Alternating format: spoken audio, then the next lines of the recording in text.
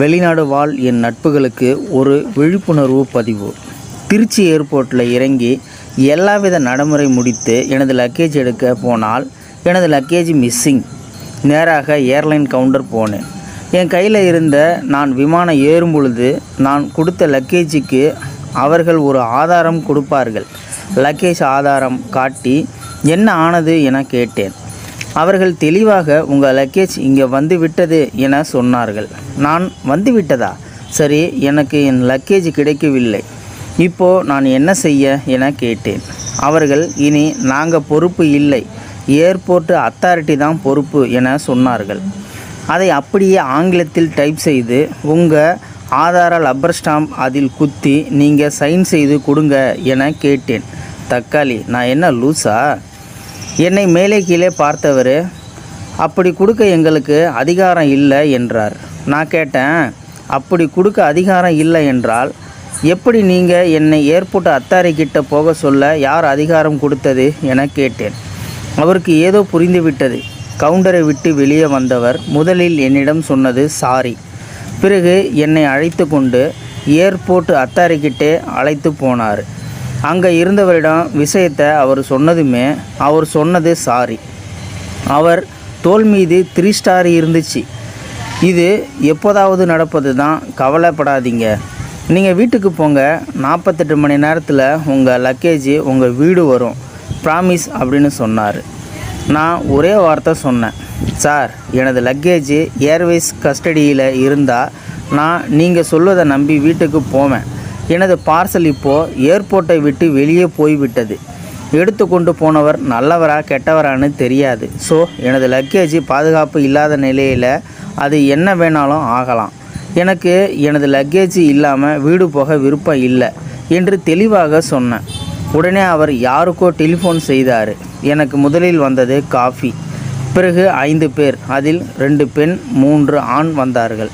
வந்தவர்களிடம் அவர் எனது லக்கேஜ் ஆதாரத்தை காட்டி, இந்த லக்கேஜ் உங்களை தாண்டி எப்படி வெளியே போனது, நீங்கள் என்னத்தை செக் பண்ணி வெளியே விட்டீங்க என இன்னும் சில மோசமான வார்த்தையால் 10 நிமிடம் வறுத்தெடுத்தார்.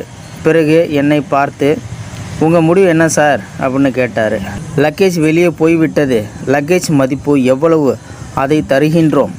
எனது லக்கேஜ் மதிப்புள்ள காசு அந்த 5 பேர் சம்பளத்தில் பிடிக்கப்படும்.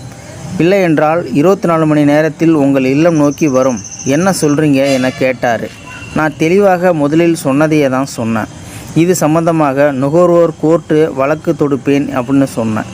இன்னொரு போலீஸ் வந்து என்னை வெளியே அழைத்து வந்து, என்ன சார் அவர் யார், அவரிடம் போய் இப்படி பேசுகிறீங்க, இதுக்கு இடையே 3 மணி நேரம் ஆகிவிட்டது, உங்கள் குடும்பம் வேறு வெளியில் காத்திருக்கு, நீங்கள் வீட்டுக்கு போங்க சார், உங்கள் லக்கேஜ் உங்கள் வீடு தேடி வரும் அப்படின்னு சொன்னார். நான் மீண்டும் தெளிவாக கிளிப்பிள்ளை போல் சொன்னதையே சொன்னேன்.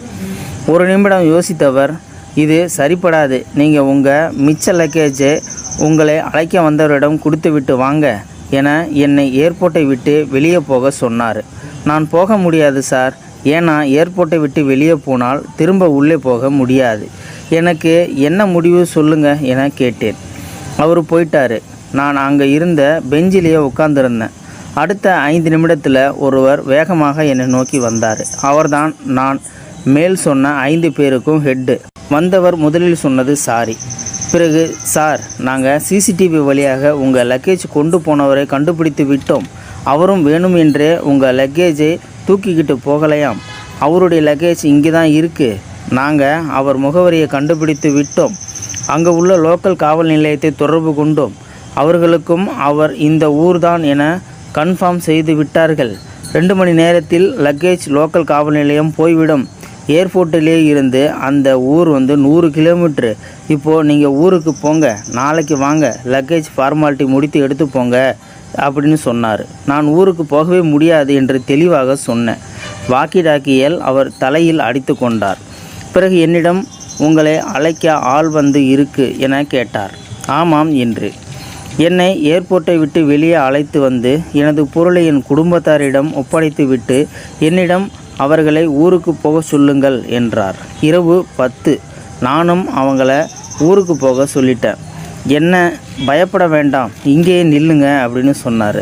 நான் அவரிடம், உங்கள் கைபேசி எண் கொடுங்க, என வாங்கி மிஸ்டு காலும் கொடுத்து வெரிஃபைடு செய்து கொண்டேன். இரவு 11 மணிக்கு 3 பேர் வந்தார்கள். என்னை அழைத்து கொண்டு ஒரு ஏர்போர்ட் காவல்துறை வாகனத்தில் ஏற்றிக்கொண்டு உளுந்தூர்பேட்டை லோக்கல் காவல் நிலையம் அழைத்து போனார்கள். அங்கு எனது லக்கேஜ் வரவில்லை. உடனே அங்குள்ள ஒரு காவல் அதிகாரியை அழைத்து கொண்டு நேராக எனது லக்கேஜ் எடுத்து போனவர் வீட்டுக்கே போனோம். அங்கு போனதும் என்னிடம், சார், நீங்கள் உணர்ச்சி வசப்பட்ட ஏதாவது செய்வீர்கள், இங்கே இருங்க என சொல்லிவிட்டு எனக்கு பாதுகாப்புக்காக ஒருவரை நிறுத்திவிட்டு போனாங்க. அவர்கள் போனதுமே அடுத்த 15 நிமிடத்தில் எனது பார்சலுடன் வந்தார்கள். என்னிடம் என் பார்சல் பிரிக்கப்பட்டுள்ளதா, ஏதாவது சேதாரம் இருக்கா என கேட்டார்கள். இல்லை என்றேன். சரி வாங்க என என்னை அழைத்து கொண்டு நேராக மீண்டும் ஏர்போர்ட் வந்தோம். மணி சரியாக 12:30. சார், இதுக்கு மேலே நீங்கள் ஊருக்கு போக முடியாது. ஏன்னா ஏர்போர்ட்லேயே சில நடைமுறை இருக்குது, அதை நீங்கள் தான் முடிக்கணும். வாங்க என பக்கத்தில் இருந்த லாட்ஜ் அழைத்து போய் போகும் வழியில் இரவு உணவும் வாங்கி கொடுத்தார்கள். காலை 10 மணிக்கு வாங்க, லாட்ஜுக்கு நாங்கள் காசு கொடுத்துட்டோம் என போயிட்டார்கள். காலை 10 மணிக்கு போனோம். என்னிடம் சில கையெழுத்து வாங்கி கொண்டு எனது பாஸ்போர்ட்டு, முகவரி உள்ள இடம் வரை உள்ள டாக்ஸி வாடகை 2200 ரூபாய், காலை உணவுக்கு 300 ரூபாய் என என்னிடம் 2500 ரூபாய் கொடுத்தார்கள். நான் வேண்டாம் என சொல்லியும் இது ரூல்ஸ், வாங்கி கொள்ளுங்கள் என திணித்தார்கள். நான் வாங்கி கொண்டு வெளியே வரும்பொழுது அதே 3 ஸ்டார் வந்தார். யோ, நீ சரியான ஆளியா, வெளிநாட்டில் இருந்து வந்ததும் வீட்டுக்கு கூட போகாமல் இங்கே இருந்து காரியத்தை சாதிச்சிட்ட, பத்திரமாக போ. வழியில் ஏதாவது பிரச்சனை என்றால் இந்த நம்பருக்கு கால் செய் என ஒரு நம்பரும் தந்தார். பிறகு இதை எதுக்கு சொல்கிறேன் என்றால், போராடவில்லை என்றால் இந்தியாவில் எதுவுமே கிடைக்காது அப்படின்றதுக்காக தான் இதை நான் உங்களுக்கு பகிர்ந்து கொள்கிறேன். இந்த வீடியோ பற்றி நீங்கள் என்ன நினைக்கிறீங்க அப்படின்றத கீழே இருக்கிற கமெண்ட் செக்ஷனில் மறக்காமல் சொல்லுங்கள். வீடியோ பிடிச்சிருந்தா ஒரு லைக் பண்ணிக்கோங்க. இந்த வீடியோ முடிஞ்ச அளவுக்கு மற்றவங்களுக்கும் ஷேர் பண்ணுங்கள். அப்படியே நம்ம சேனலை சப்ஸ்கிரைப் பண்ணிக்கோங்க. மறக்காமல் பெல் சிம்பலையும் கிளிக் பண்ணிக்கோங்க. நன்றி, வணக்கம்.